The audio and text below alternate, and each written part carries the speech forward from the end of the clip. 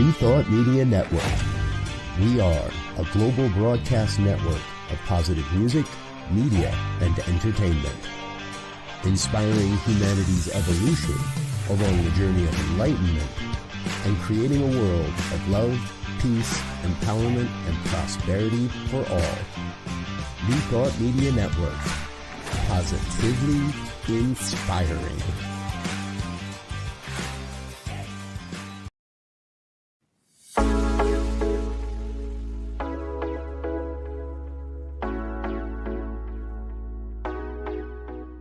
What if the person you think you are is just a fraction of who you truly are? What if years of conditioning and surviving in a challenging world have left you clinging to strategies and beliefs that mask your truest nature? I'm Catherine Duca, psychotherapist and self-esteem coach, and you're listening to Who Do You Think You Are? A show that looks beneath our psychological masks and uncovers our profoundly messy, beautiful, brilliant, tender-hearted essence. Join me as we go in search of the hidden power of our true selves. I'm so glad you're here.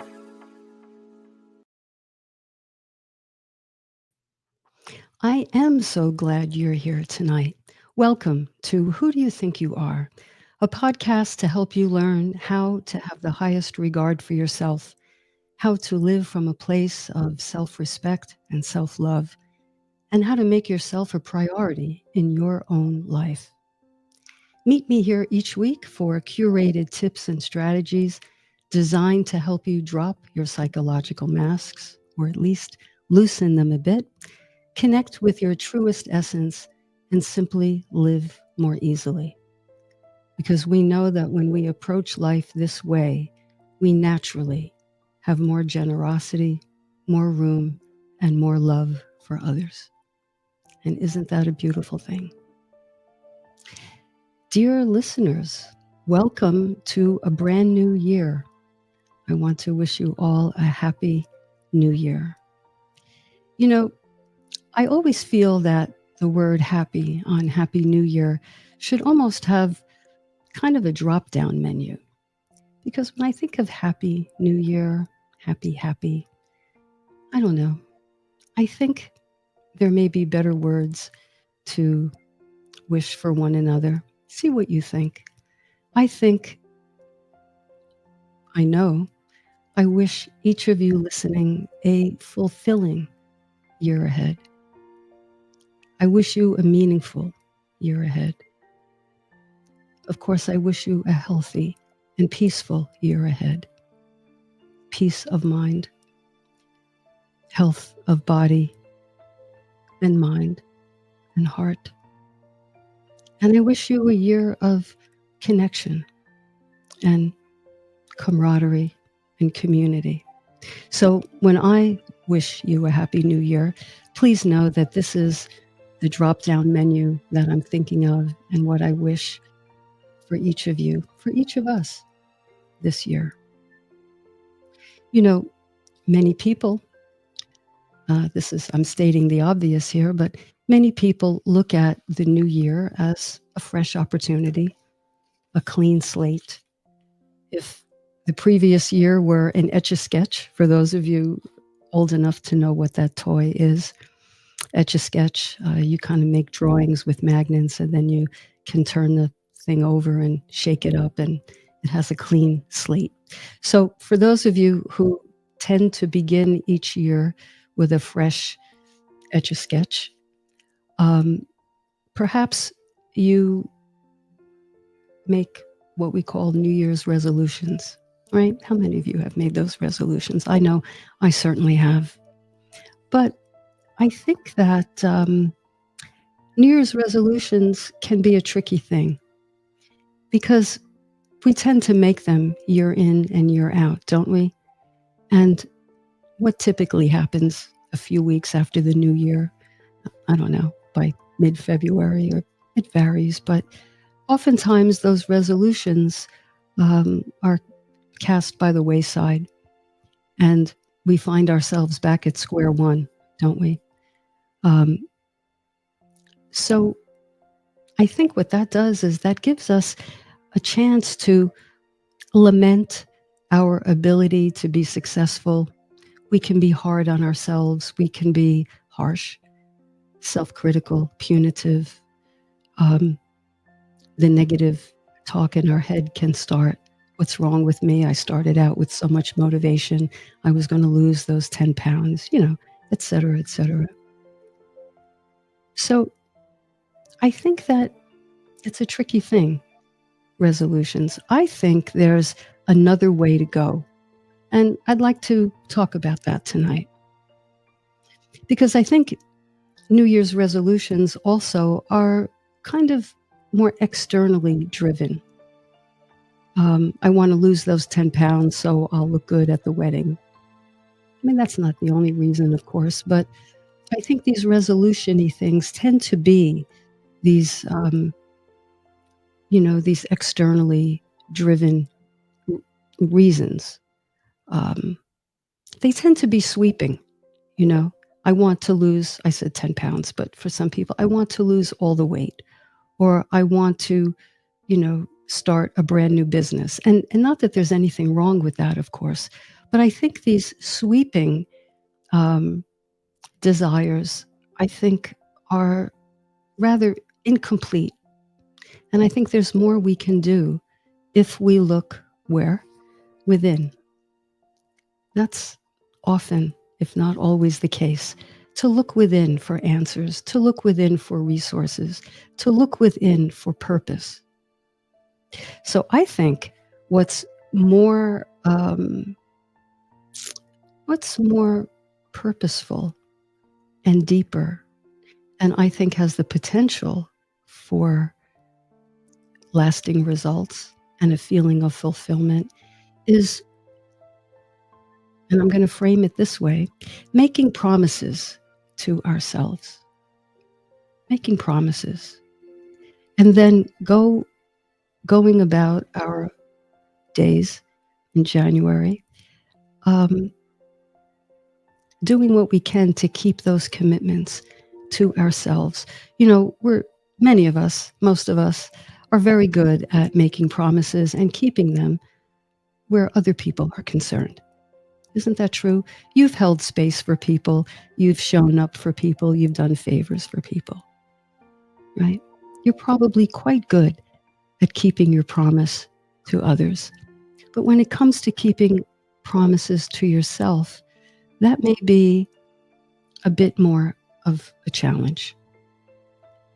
So the interesting thing, and another distinction, I think, with resolutions is that when they haven't quite worked in the past, we tend to double down on our efforts. We're gonna hit the gas pedal even harder. We're going to give all we have. But if the underpinnings are the same as they've always been, or driven externally, then the results are likely to be no different than before. Whereas when we make promises to ourselves, there's a lot that goes into that I think brings about a feeling of loving ourselves and tending to ourselves and truly taking care of ourselves. So I want to talk about what's entailed, or at least some of what's entailed, with making promises to ourselves and keeping them as we would keep a promise to a friend. When we keep a promise to ourselves, we're telling ourselves, first of all, that we're worth the time and the effort and the energy. We're worth keeping that commitment to ourselves, right? We tell ourselves we are capable of trusting ourselves. Because conversely, when we break promises that we've made to ourselves, over time, we give ourselves the message. Now, we don't do this with words in our head, but we have the feeling that we let ourselves down, that we're just not there for ourselves. We don't have our own backs. We cannot count on ourselves. And when that energy is allowed to linger and be repeated year in and year out, what happens to our self-esteem? That's easy, right? It gets undermined. It gets eroded. And before you know it, we're on pretty thin ice with ourselves when it comes to loving who we are. You know by now, if you've been listening to this podcast and in fact this station, you know that love is a verb. Love is a verb. Love is action. Love is a way of relating to ourselves and then by extension to others. So when we break our promises, we tell ourselves we don't have our own back. And when we're able to fulfill our promises, we give ourselves the opposite message. Self-worth, and many people struggle with self-worth. And I've talked about the deep reasons for that, and I'll continue to touch on those. But developing self-worth doesn't come from nowhere. And it doesn't come from reading books, despite the fact there are many wonderful books out there on self-love and self-worth. But self-worth doesn't come from that. Self-worth comes from taking what we read, taking what we know, and applying it. Because that sends a sort of feedback loop to our brain that says, again, we are worth our self-discipline. We matter. And when I say we matter, I mean we matter in our own eyes. We matter in our own estimation. So self-worth can very much be a wellspring of self-love. But in order to feel worthy, we have to do things that bring about the feeling of self-worth. Breaking promises brings about a feeling of can't count on myself. That's a feeling, that's an energy, that's a vibration. Conversely, keeping our commitments brings about a feeling of I deserve to take care of myself. I deserve this outcome. I deserve health, peace, community, connection, rest, fun, adventure, hard work. I deserve those things. And that begins to, create, cultivate, bring about self-worth. And if you've been listening to me, you know this by heart now. Self-worth is the foundation of just about everything we do. And it underlies just about all of our interactions. So I invite you to think about this while I look at the comments. I see that I'm not in my comments. Just hold on one second. There we go. Oh, Leandra, blessed New Year to you as well. Good to see you here. And there's a message from Dawn. Hi, Dawn. We teach others how to treat us. Isn't that a fact? So if we don't respect and value our promises to ourselves, what then is the message to others about our worth and value? That's exactly right. That's exactly right. We teach others how to treat us by virtue of how we show up for ourselves. How we vibrate is, it's so important. Every emotion we have, every thought we have carries an invisible vibration. And there's a hierarchy of vibration. When someone walks into a room and they light up the room, they haven't said a word, but they light up the room just with their inner being, they radiate they radiate something: positivity, love, respect. And aren't those people magnetic? Don't you feel drawn to them? Well, that's because of their vibration. Conversely, we all know people, who vibrate on a different level. I have to say a lower level. And there's an energy that surrounds those people. Wherever we go, we bring our energy, and that energy radiates outward.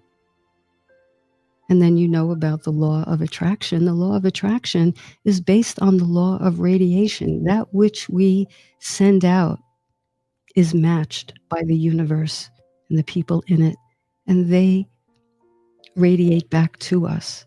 So the bottom line here is how we feel about ourselves, how we treat ourselves, how the degree to which we hold ourselves in high regard is everything. So I cannot wish you, or myself for that matter, a happy new year without elaborating these other points, because they're all a part of comfort and joy and groundedness and presence. So, Hallmark, if you're listening, create better cards. Create more realistic cards. So, my friends, Happy New Year. With the whole drop-down menu. Looking at the time, I think this is a good moment to take a short break. And when we come back, I'll talk about some of the things we can do to turn this around, to have our own backs, to keep our promises to ourselves. And I'll also do what I always do in the second half, which is read a question or two from my listeners. So I invite you to, when we go to break, just call to mind a promise that you would like to keep to yourself. Whether we say this year or this week, just something that means something to you. And I invite you to think about why that's important. Okay? So stay with me. I'll meet you back here. You are listening to Who Do You Think You Are on New Thought Media Network.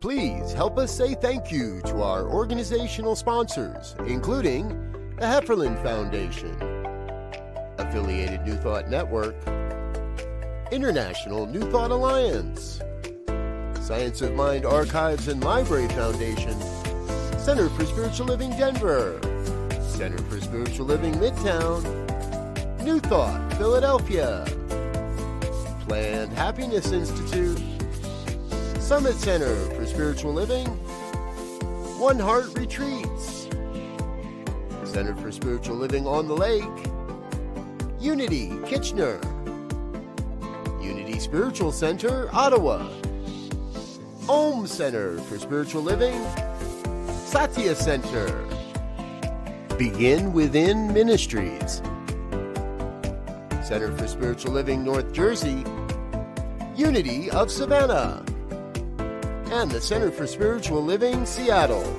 as well as all of our individual donors. Thank you for being part of the New Thought Media Network. Please like, share, and subscribe. New Thought Media Network, positively inspiring.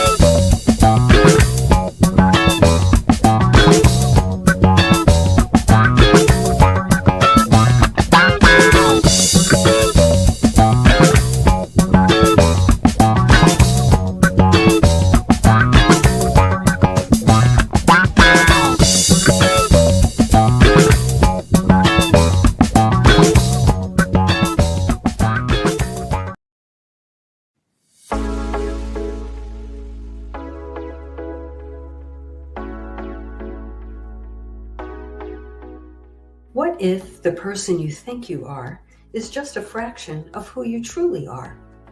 What if years of conditioning and surviving in a challenging world have left you clinging to strategies and beliefs that mask your truest nature? I'm Catherine Duca, psychotherapist and self-esteem coach, and you're listening to Who Do You Think You Are? A show that looks beneath our psychological masks and uncovers our profoundly messy, beautiful, brilliant, tender-hearted essence. Join me as we go in search of the hidden power of our true selves. I'm so glad you're here.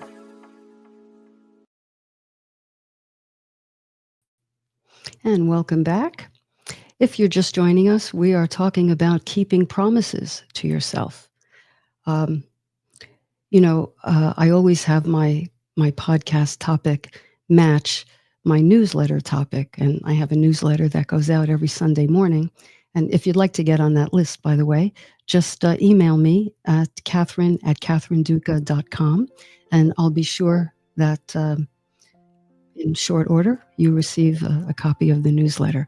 So the title of the newsletter was Keep Your Promises, period, to yourself, period. And I got a couple of questions of Kathy, why should we keep our promises to ourselves? So if you've read the book, Who Moved My Cheese? Is that the book I'm thinking of where the punctuation mark is in the wrong? Punctuation means everything. So this is not about keeping your promises to yourself. It is about keeping your promises, the ones you make to yourself. So I'll have to up-level my grammar. So that's what we're talking about, keeping our commitments to ourselves and being at least as good at that as we are at keeping our promises to other people. And we're talking about the benefits of doing that as well as the costs. And I'd like to mention a few reasons why this phenomenon exists in the first place. Why is it that it's so hard for many people to keep their promises, the ones they've made to themselves? Well, I think it has to do with the fact that we may not have learned how to trust ourselves because, as I said before, keeping our commitments gives us a feeling that we have the capacity to do so. We are competent in the area of tending to ourselves. We can navigate life based on our own values and what we hold dear. And we hold ourselves in a certain way, in a certain vibration, with a certain presence. Well, that all leads to trust. The more we do that, the more we trust ourselves. The deeper our trust in ourselves, the more we can do those things. And on and on and on. It is a feedback loop. But some of us, unfortunately, I'm going to say many of us actually, never learned, because we were never taught, how to trust ourselves. Perhaps too much was done for us. So out of love, our caregivers maybe anticipated our needs and met them in a way that may have eclipsed our own ability to figure certain things out for ourselves. So out of love, we may have been coddled a little too much or indulged a little too much. So we didn't learn to trust our own problem-solving ability. On the other hand, maybe some of us didn't have anything done for us or didn't have enough of the basics done for us. So we were there as children trying to figure it out for ourselves.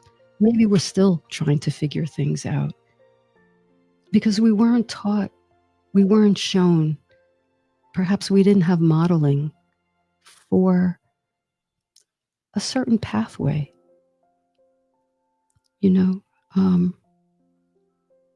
That two-sided coin of having too much done for us or not enough done for us will show up as perhaps this difficulty in trusting ourselves. And I'll tell you, by extension, difficulty trusting in other people.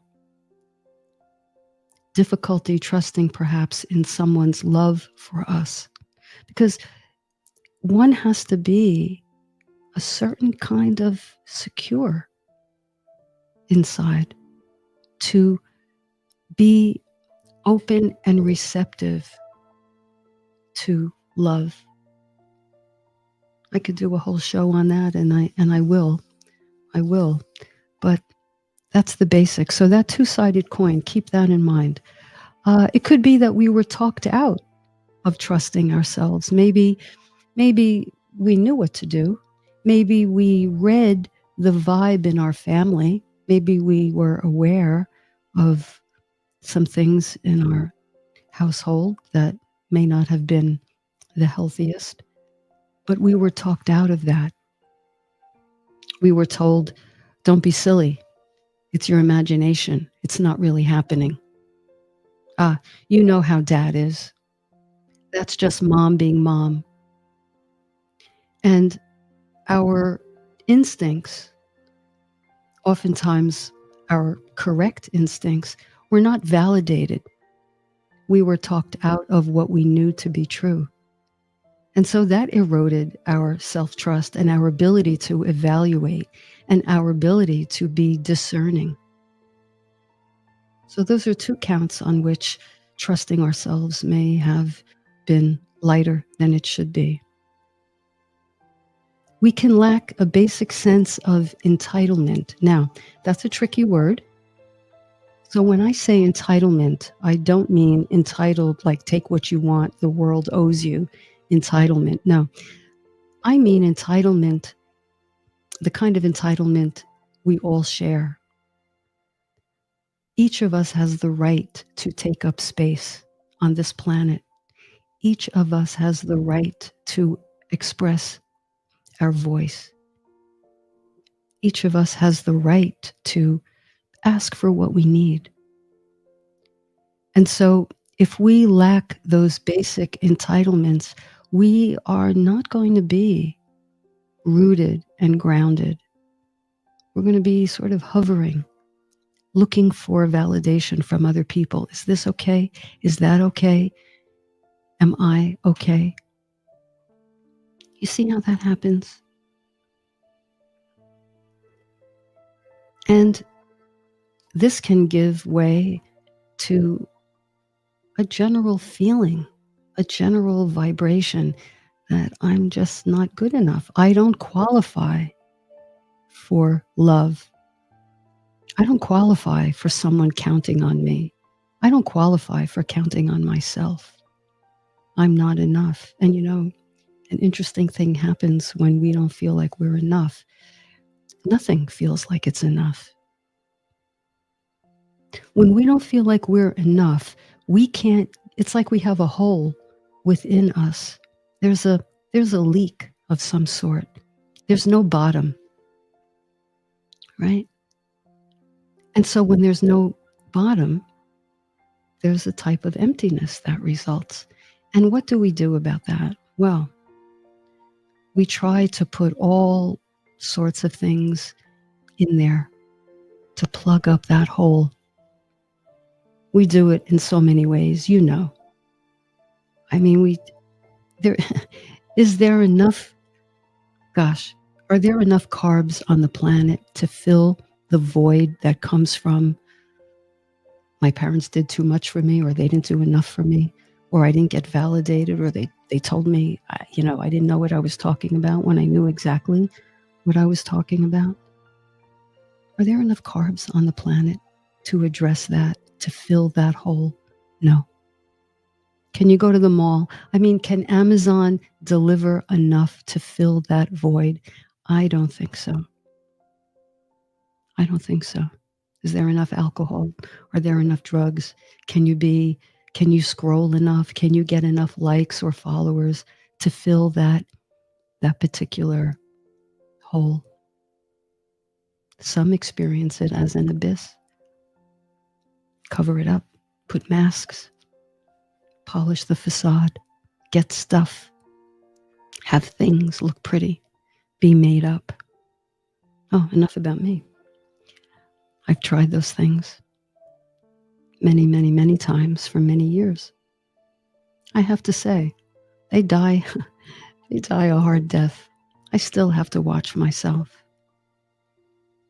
because it's too easy to fall into the trap of trying to, what's that expression, lipstick on a pig? You try to polish up with a pretty persona, a pretty exterior. You try to polish up so nobody knows about that hole.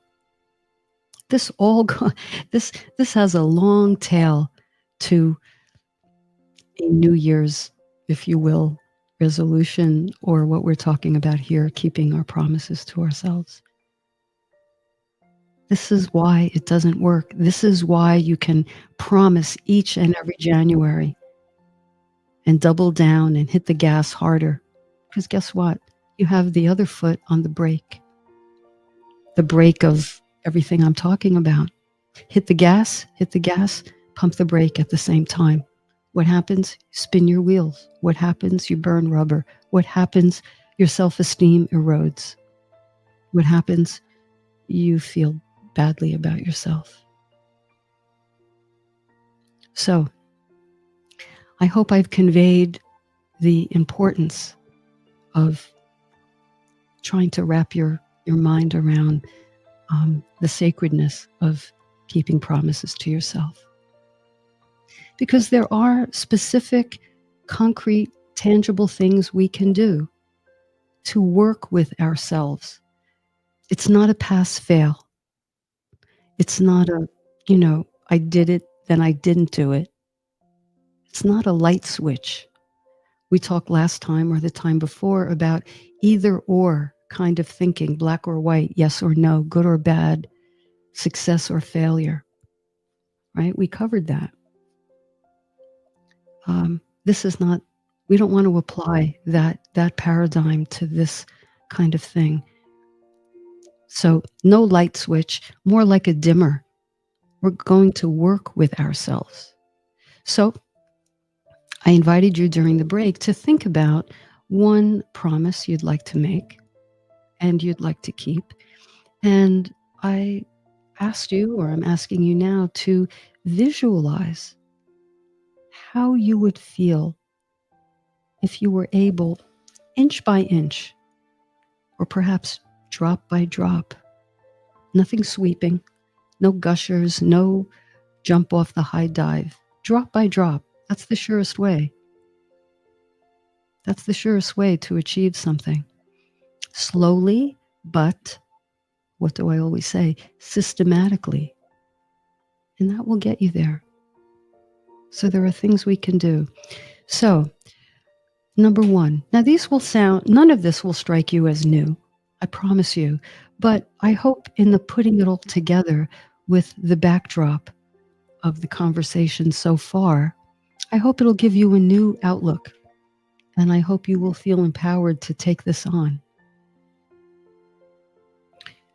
I see a couple of comments. I'm going to go there in a moment. Dawn and Patricia, thank you. We want to set clear and realistic goals. It's okay, of course, I want, lose weight. That's probably the most popular one. I want to lose weight and fit into my jeans. Okay, that's a perfectly fine goal. But it's actually more effective if you break that down. What do I need to do to be able to fit into those jeans? And, if they're a little looser today and a little looser tomorrow, that's part of the process. So it's a clear goal. How about for this week, I'm going to eat a certain way and hydrate, of course, and maybe move my body. And maybe even that's too much. So you want to break the goal down into bite-sized, manageable steps that you feel pretty confident you can meet. Because if you overshoot the runway, you're likely to get discouraged. So clear and realistic goals. Vague goals, hazy goals, sweeping big gulp goals don't work as well. Not that they don't work, they don't allow us to be in the process in the way that I've described. And I think I saw Dawn say that I advocate reasonable, realistic promises. Yes, Dawn. Meaning, if we set goals or promises of change that are huge leaps, it can be a setup for failure. What do you think, Kathy? I say, of course. That's what we're talking about right here. And Patricia says, I keep promises to other people, but quite often break my own to myself. What is this procrastination about that doesn't get played out with other people, right? Well, I covered a few of those before the break, but it just occurred to me that, with other people,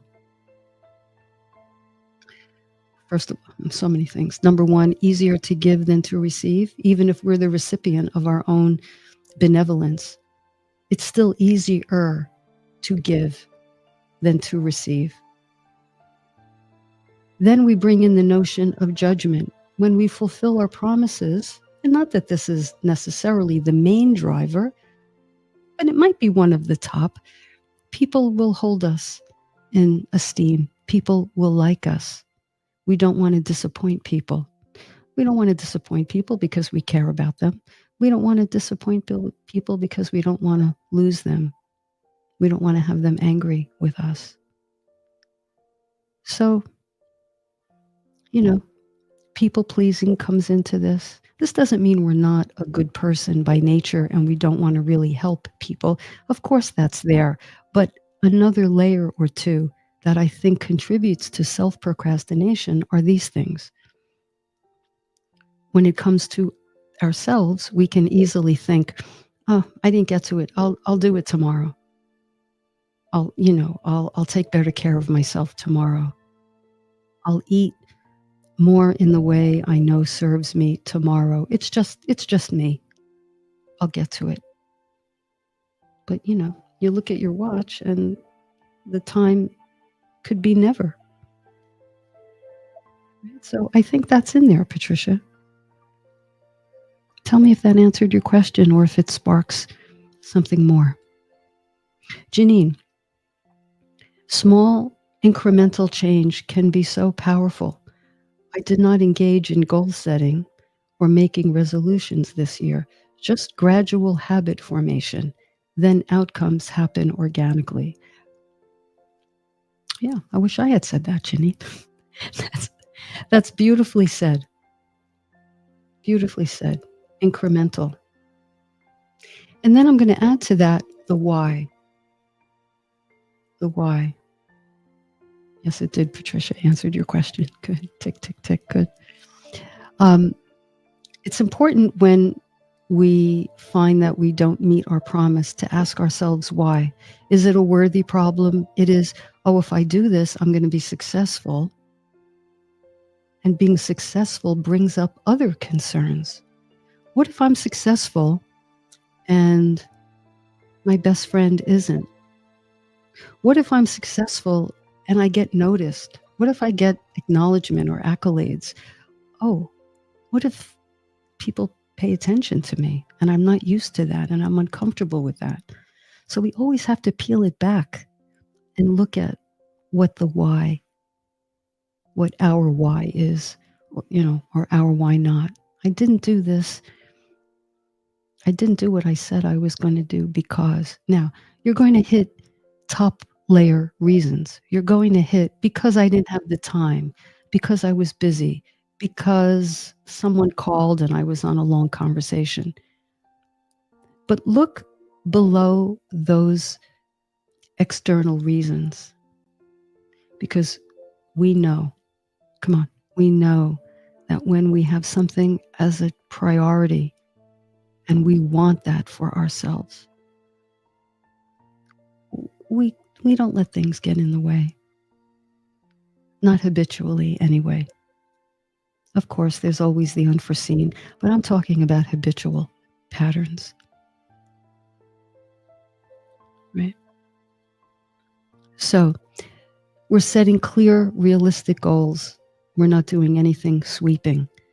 We are breaking goals down to bite-sized steps.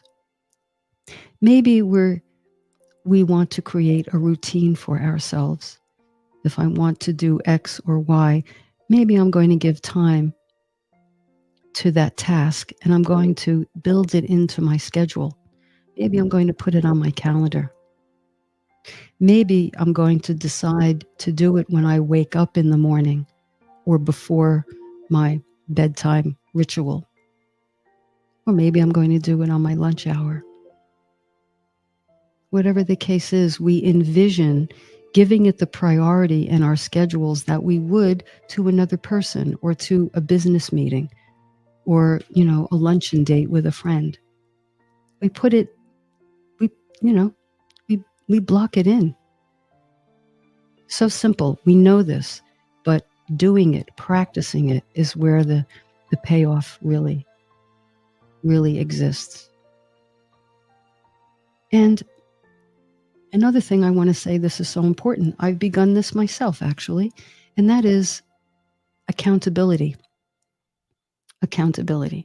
Now, we always want to cultivate accountability to ourselves, by ourselves, but there's nothing like an accountability partner. So I got myself a partner for this, a week ago, and it's to drink more water. I hate water. I'm never thirsty. I do not like to drink. I know that's freakish. I know. And to exercise. I have a pretty sedentary job. I'm at my laptop. And plus, I don't like to move. I like to drink water more than I like to move. I frankly don't quite know why. I was athletic in my earlier days and played sports. But for some reason, that's the case. So I've analyzed it as best I can. Now I think I just needed to get to work and get myself an accountability partner. And I had a conversation with this person earlier today, and we asked each other, how does each of us want to be supported? Because of course we understand we want to strike that balance between, okay, you're doing your best, and, acknowledge yourself for that without letting yourself off the hook for the same, resistance we've always had. So my accountability partner and I talked about how we want to be supported. We were in agreement that we'd like to be gently, of course, we're gentle people, called out or, questioned about, okay, you said you were going to drink so much water. How did you do? And where did you notice resistance? Where did your yes, but show up? Yes, I wanted to do it, but this happened. Yeah, I was going to, but that happened. Where did that show up for you? So we gave each other permission to kind of push the envelope a little bit. That's what accountability is. It's not, okay, you did it. Okay, you did your best and that's it. You did your best. Yes. How can you keep this commitment a little more tomorrow? And if tomorrow you find that you couldn't, well, what's your why about that? So it's a continuing, deepening, ongoing process. No pass fail. Make sense out there? Okay. And still Bill writes, how about if I make tuning in to you on Sundays as my goal? Well, I support that. I really support that. Thank you, Bill. I would love to know you're here, and I would love to support you in your promises. I know that you've made some, some life-changing promises to yourself, and I know that you've kept them. But if there are more, I'm here for you. So I love that goal. And Dawn, procrastination is full of underlying self-doubt and harsh judgment. It is. It is. I don't allow my clients to say beyond one time that they're lazy. I tell you, in all these years working with clients, I have yet to meet a lazy person. I've met plenty of people who procrastinate. I've not met a lazy person because, to your point, Dawn, procrastination is a symptom of something else. And it's often, if I get the thing done, then, other things will happen. I'll stand out. I'll be conspicuous. People will notice. People will compliment me. Somebody might be envious of me. Somebody might try to criticize me. Somebody might throw a tomato at me. Someone might feel badly about themselves. So I think I'm just going to play it small and call it, push the goalpost further down and call it procrastination and label myself lazy. So that's a very important point. So at this time, I'm going to, because I could talk, wow, I need another hour tonight, but I'm going to go to a question from a listener who wrote in from my newsletter. And it's a real live expression of how this conflict shows up. So this is a question from Nora. And Nora writes, I have a habit of making resolutions, or at least one, at the start of each new year. They've usually involved improvements in things such as weight loss and decluttering. Somehow, and I have no idea how or why this happens, I end up in a worse predicament before I started. I gain more weight and seem to collect even more stuff. I feel stuck or worse, as though I'm going in reverse. I want this time to be different, but I'm afraid it won't be. I'm open to help if you can offer some. Signed, Nora, aka Stuck in a Rut. Well, Nora, if you're listening, thank you so much for your very frank and candid situation here. Somehow, and I have no idea why or how, I end up in a worse predicament than before I started. I gain more weight and seem to collect even more stuff. I feel stuck or worse, as though I'm going in reverse. Well, let's bring together everything we've talked about tonight.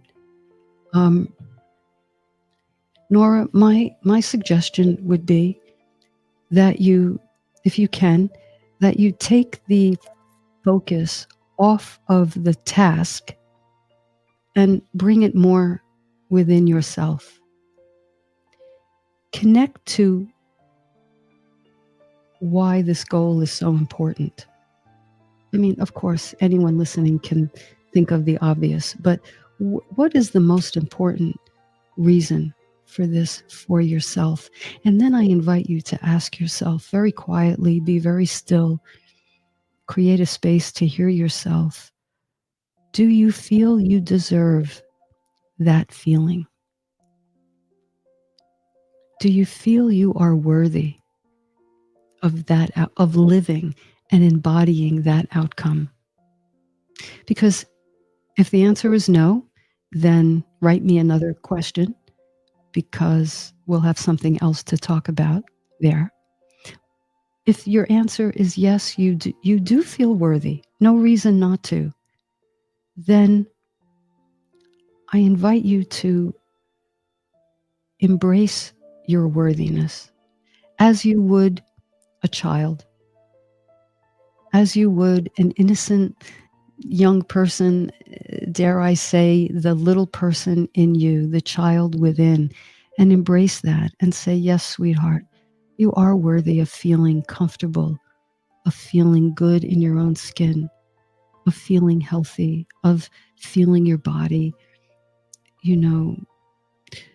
wearing your body, letting your body carry you in a more fluid, comfortable way. And then I invite you to steep in that experience. Really feel that. Why? I'll tell you, this is so important. Bottom line, we gravitate toward, no, I'll say it this way. We will do anything to avoid pain. We will avoid pain more than we gravitate toward pleasure. Avoiding pain is the number one thing, avoiding discomfort. So we just kind of, at this point in life, just intuitively know how to navigate life in a way that keeps us as comfortable as possible. So, Nora, when you picture your young self and you picture the feeling of, dropping some excess weight and being more in your skin comfortably, steep in that feeling. Make it come alive in you, because if you like it, and I suspect you will, you are more likely to be attracted to that feeling, because doing things, as I've mentioned here, step by step, small, clear, but systematic steps, bite-sized, manageable, you will experience, I feel confident, a sense of mastery over yourself, a sense of loving and tending to yourself.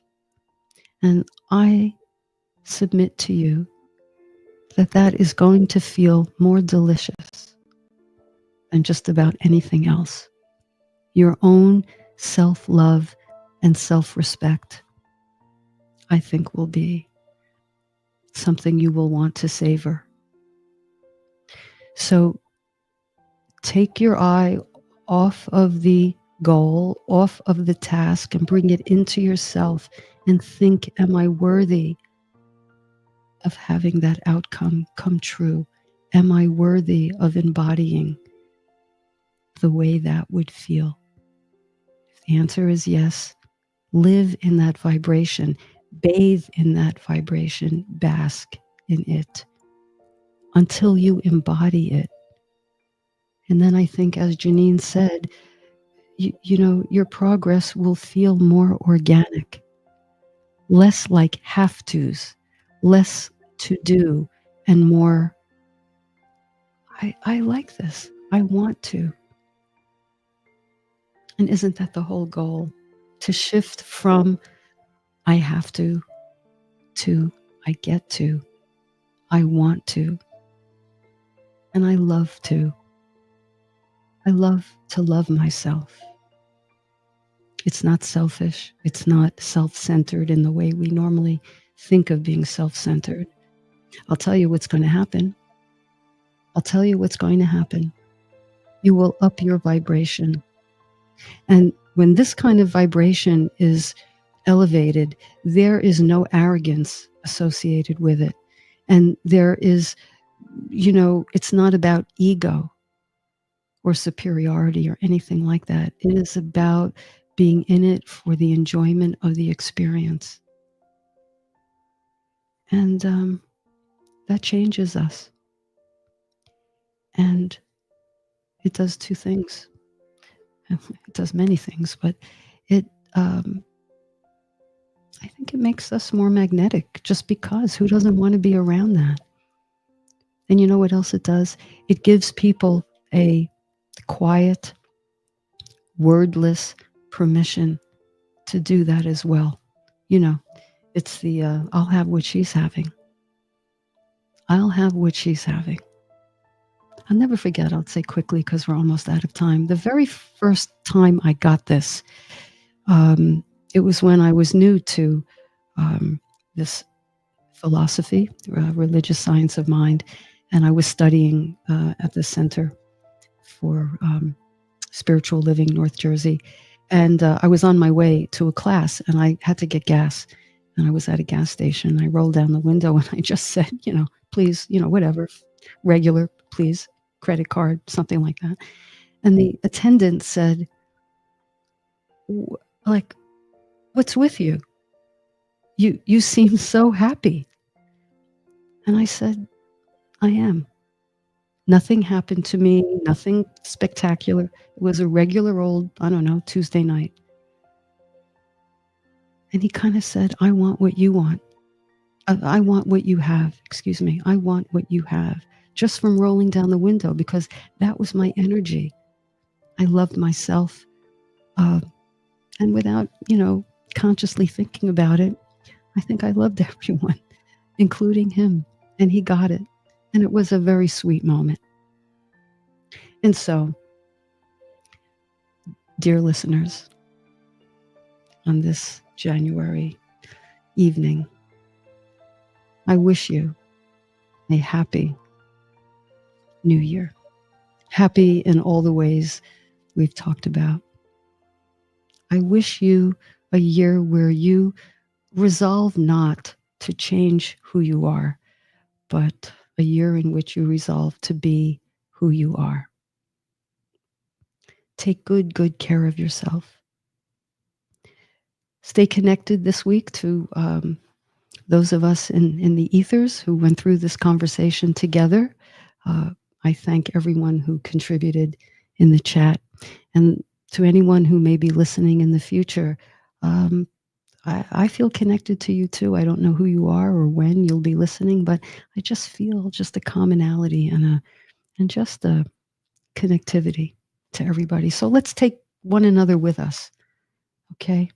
Leandra, you're more than welcome. Thank you so much. Everyone, have a good week. If you're worried about anything tonight, think about this. Your troubles will be there in the morning. Your problems will be there in the morning to problem solve. For tonight, let it go. Let it go. Know that you are loved and know that you are love. So until we meet next week, hopefully, I wish you well. You have been listening to Catherine Duca here on Who Do You Think You Are on New Thought Media Network. Good night.